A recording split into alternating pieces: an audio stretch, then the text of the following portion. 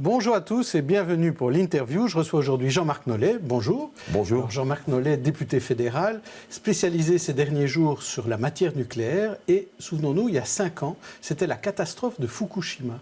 Alors 5 ans après, qu'est-ce qu'on a tiré comme leçon de Fukushima ? D'abord, c'est bien entendu un bien triste anniversaire. 5 ans de cette catastrophe dans un pays où on pensait qu'un tel accident ne pourrait jamais arriver. La première leçon à tirer de cela, c'est justement de se rendre compte que même si on pense être protégé, un incendie et un accident comme celui-là est toujours possible. Et donc, il faut anticiper. Ça ne veut pas dire que ça va arriver, que chacune des centrales posera problème. Ça veut simplement dire que c'est de l'ordre du possible. Avant, on avait la référence de Tchernobyl. Et on se dit, voilà, ce sont les pays de l'Est, ça ne nous touchera pas. On a une autre mode d'organisation, de gestion aussi des centrales nucléaires en Europe, dans les pays développés. Avec ce qui est arrivé au Japon, je pense que ça a réveillé beaucoup de gendarmes de la sécurité nucléaire, mais ça a aussi posé des questions plus fondamentales quant à l'intérêt d'une telle énergie versus le danger qu'elle peut amener. Et à l'époque, moi je me souviens, c'était la douche froide, on s'est dit...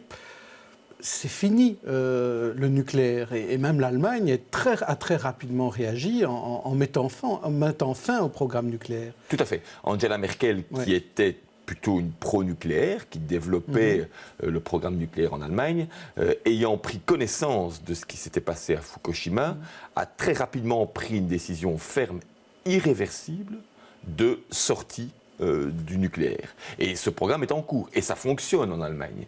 Et c'est un pays très important parce qu'il développe en même temps les énergies renouvelables, que ce soit l'éolien, le solaire ou d'autres formes d'énergie renouvelable aussi. Mais chez nous, on parle plutôt de prolongation. Alors, chez nous, nous étions déjà engagés à l'époque, grâce à la loi Deleuze, qui est maintenant bourgmestre à Watermal, la loi Deleuze prise en 2003, nous étions engagés, la Belgique était engagée dans un plan de sortie progressive du nucléaire entre 2015 et 2025. Malheureusement, depuis lors, que ce soit le gouvernement Di Rupo par rapport à Tiange 1 ou le gouvernement Michel par rapport à Doel 1 et Doel 2, ces deux gouvernements ont décidé de remettre en question le calendrier Deleuze et de prolonger des centrales vieillissantes, des centrales dangereuses et des centrales coûteuses. Donc là, il y a eu un point de vue divergent par rapport à ce qui se passe en Allemagne et c'est regrettable. Donc on n'a pas tiré toutes les leçons de Fukushima pour vous ? Effectivement, on a tiré certaines leçons. On a mis en place notamment des plans d'urgence et actuellement le plan d'urgence est en révision en Belgique et une des mesures extrêmement importantes, ce sera la diffusion de pilules d'iode partout en Belgique. Je l'espère en tout cas.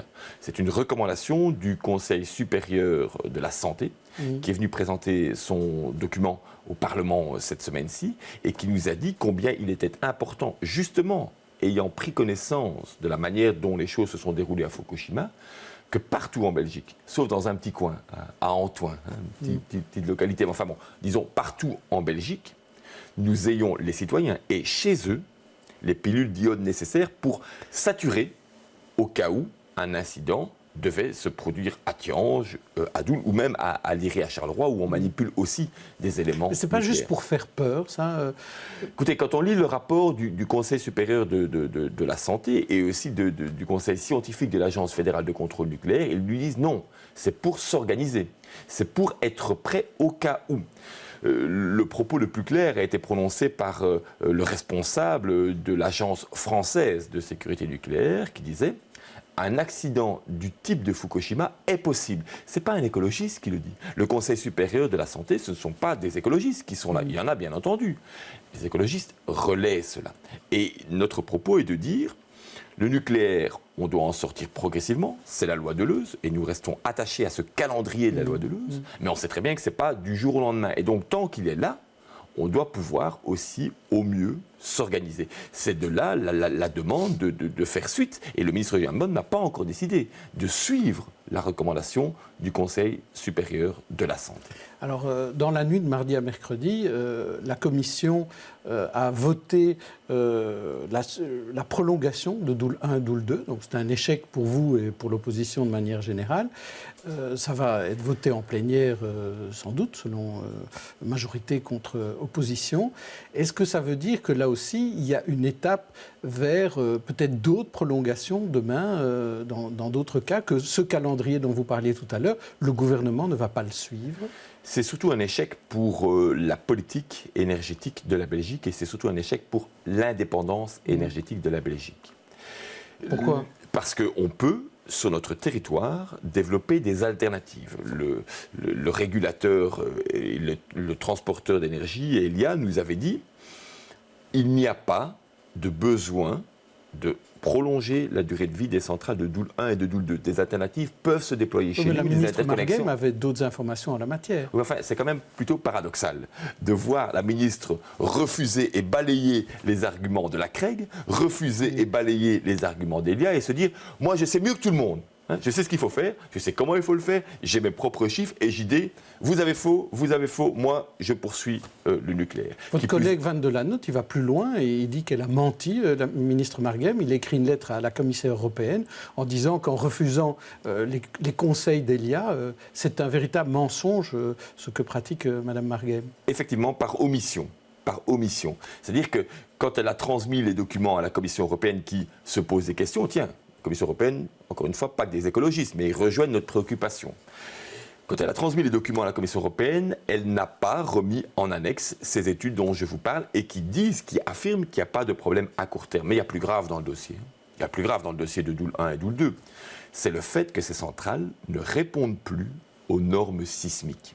Ça veut dire que s'il y a je vais le faire avec des mots simples, parce que c'est très technique évidemment, mais s'il y a un tremblement de terre, Doel 1 et Doel 2, de magnitude égale à ce qu'on retrouve régulièrement, je dis régulièrement, c'est évidemment sur une longue période, qu'on a déjà connu en Belgique ou dans la mer du Nord. Eh bien, ces centrales-là ne sont pas à même de résister. Or, depuis septembre 2014, des normes sont édictées qui imposent que les centrales existantes, c'est justement des normes, tiens, c'est une des leçons tirées... Exactement, je faisais lien avec vos premières questions. C'est une des leçons tirées de Fukushima. Eh bien, figurez-vous que l'Agence fédérale de contrôle nucléaire s'est rendue complice d'une demande d'Electrabel de ne pas devoir mettre ces centrales à jour dans le cadre des travaux, de la liste des travaux nécessaires pour prolonger les centrales nucléaires. Oui, mais la ministre vous a répondu là-dessus. Elle a dit que le cadre sera adapté, ce sera souple et qu'en 2017, on pourra faire les adaptations. Vous avez, comme moi, entendu, M. Deleu, qu'elle a dit effectivement, en 2017, on ferait les adaptations. Deux choses avec ça. Un, pourquoi attendre 2017 alors qu'on sait que c'est édicté en 2014, quid si un incident se produit entre les deux. Deux, plus important. J'aimerais être certain, et je prends ici la ministre au défi, j'aimerais être certain qu'en 2017, les travaux seront réalisés. Elle a dit ce que vous faites. Donc on verra. Vous allez la suivre là-dessus. Oui. De près. Mais de près, bien entendu, c'est un dossier que comme écologiste, je me dois de suivre, et je vais la suivre de près par rapport à cet engagement. Mais pour tout vous dire, et pour travailler dans ce dossier déjà depuis un certain temps, quand je regarde ce que l'Agence fédérale de contrôle nucléaire délègue à Electrabel, il y a de quoi être inquiet et de quoi vérifier très précisément si ce sera bien en 2017 que les travaux seront réalisés. Est-ce que pour vous, l'agence est indépendante ? Non. Et il y a un écart énorme entre ce que l'agence belge fait et ce que l'agence française fait. Ce sont deux mêmes types d'agences, de gendarmes, de régulateurs du secteur nucléaire. D'un côté, l'agence française dit « ça ne va pas ». Il faut que nos centrales soient vraiment upgradées, donc on réalise une série de travaux très très importants. En Belgique, l'agence fédérale, on a l'impression qu'à chaque fois qu'il y a un problème, elle minimise. Qu'à chaque fois qu'il y a un défi, un travail, une mise à jour qui est à réaliser sur les centrales, elle dit non, c'est pas urgent, on peut attendre, etc., etc. Mais ça, c'est pas compliqué. Il y a un problème fondamental en Belgique. C'est que le patron de l'Agence fédérale de contrôle nucléaire est l'ancien patron de la centrale de Doel. Comment voulez-vous que M. Benz, pour ne pas le citer, soit en mesure de dire, maintenant qu'il est gendarme, mais oui, ma centrale, celle dont je me suis occupé, n'est pas en mesure de fonctionner 20 ans de plus, alors que j'ai retrouvé une interview qu'il avait donnée quand il était patron de la centrale de Doel. Dans cette interview, il affirme tel quel, nous avons à convaincre les politiques que cette centrale peut fonctionner jusqu'à 60 ans et on doit changer la loi pour le faire. Aujourd'hui, il est lui-même le contrôleur. Et il se dit, tiens, le type qui était là à la tête, lui-même, est-ce qu'il a bien fait son travail? Ça ne va vraiment pas. En France, pour reprendre l'exemple français, c'est interdit d'être gendarme, d'être patron de l'agence de contrôle si on a été soi-même patron ou exploitant d'une centrale nucléaire. C'est la moindre des choses. Il est juge et partie. Dans n'importe quel autre secteur, ça ne pourrait pas se passer comme ça. Pourquoi dans le nucléaire, ça se passe comme ça? Pourquoi dans le nucléaire, les assurances... Je termine juste avec ça. Les assurances, les centrales nucléaires devraient pouvoir s'assurer. Vous savez que dans la loi, l'assurance ne couvre que 1% des dégâts. 1% des dégâts. Vous connaissez beaucoup de secteurs qui doivent se couvrir à hauteur de 1%. Et par ailleurs, on vient de se rendre compte qu'en fait, Electrabel ne trouve pas de compagnie d'assurance qui soit capable d'assurer ne fût-ce que 1% des risques. On peut les comprendre, les compagnies d'assurance. Elles sont prudentes, elles. Mais pourquoi alors le contrôleur, l'agence fédérale, ne joue plus son rôle? Elle est de connivence avec Electrabel et c'est ça qui pose problème. Et vous vouliez entendre M. Benz? Et on voulait entendre M. Benz. On voulait entendre M. Jan Bon, il était en Turquie. On peut comprendre, dans le cadre de ses missions, pas de problème. Mais dès lors, on voulait entendre l'agence fédérale. M. Benz n'est pas là. Je me demande d'ailleurs bien où il est.